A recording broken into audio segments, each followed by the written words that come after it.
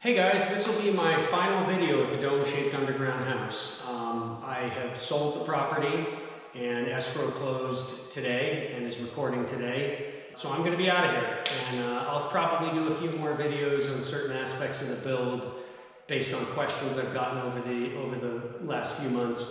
But this will be the last video I'm shooting at the house because I will no longer own it after about another hour today. So a lot of people have asked me when they found out I sold it, they were kind of shocked, and they said, geez, you spent 15 years of your life building this house, why would you sell it?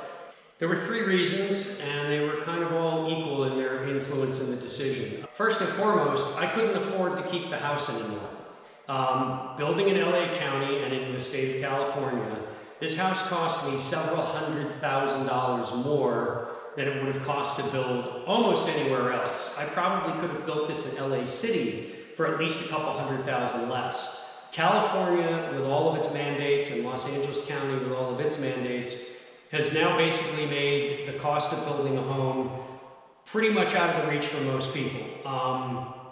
The septic system alone cost almost $100,000 by the time I was done, between the testing and the geology reports and the soils reports and all the stuff we had to do. The cost of the actual system installed was about $52,000, but there was almost $30,000 worth of prep work that had to be done before I could even get a permit to build a septic system. And that was done, a lot of that prep work was done in 2007 and 8, or in that period. So you're not getting out of a septic system in Los Angeles for less than 100 grand anymore by the time you're done with paying for everything. And that was just the septic. California's also mandated sprinklers. That added another $20,000 to the bill. They claim that sprinklers will only cost you $1 to $2 a square foot. That's what LA County Fire Department claims. It's completely unrealistic. You will not get away with it for that cheap. So the sprinkler requirement. In 2018, the state of California passed a mandate requiring solar on all the homes. In 2020, they passed another mandate that they are now going to tax all the homes with solar. How convenient. I managed to dodge the solar requirement on this house because I permitted it back in 2009. The second reason was that this was arguably one of the hardest things I've ever done in my life, to the point where I haven't really slept much for the last few years. I keep waking up in these sort of nightmares that I'm still battling LA County and all the bureaucracy. And that was honestly one of the biggest problems with this, was the bureaucracy, the incompetence, and the corruption of county officials. County officials lied to me on a regular basis. They lied about codes. They lied about fees that were owed.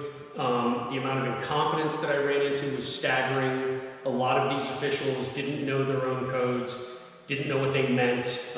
They were always trying to angle for a new way to charge me something else. It was always about charging a new fee. And there were a few people within LA County that were just nasty and vindictive. Now, to be fair, there were a couple people that were great, but overwhelmingly, the majority of the officials I dealt with were apathetic, many of them were incompetent, and a lot of them were corrupt and routinely lied about stuff. So I kind of needed to get away from this house after dealing with that for almost 15 years.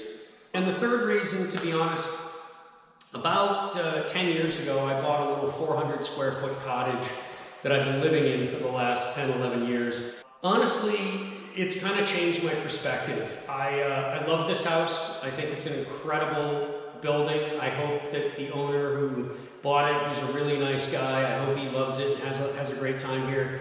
But my life has changed considerably since 2007 when I bought this lot and started this process. I don't want a big house anymore. I like having my little cottage. I like living in my little cottage. And number three really was about the fact that I just don't want a big house anymore. I also don't want to pay big taxes. The taxes on this thing are going to be huge. So that brings me to the next thing. I've decided I'm going to leave California. I'm going to leave Los Angeles County. I'm moving to Hawaii. I have 28 acres sitting on the Big Island that's waiting for me. I'm going to build a small off-grid sustainable farm.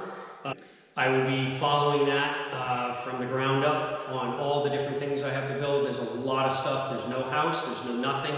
It's 28 acres of jungle and fields.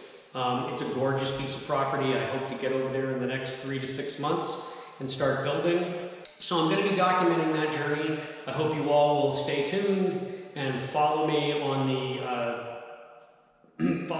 my travels and my build over there. I'm probably going to take a couple months and maybe just relax and not think about this house, because this has pretty much encompassed most of my life for at least the last 3 years and really the last 15.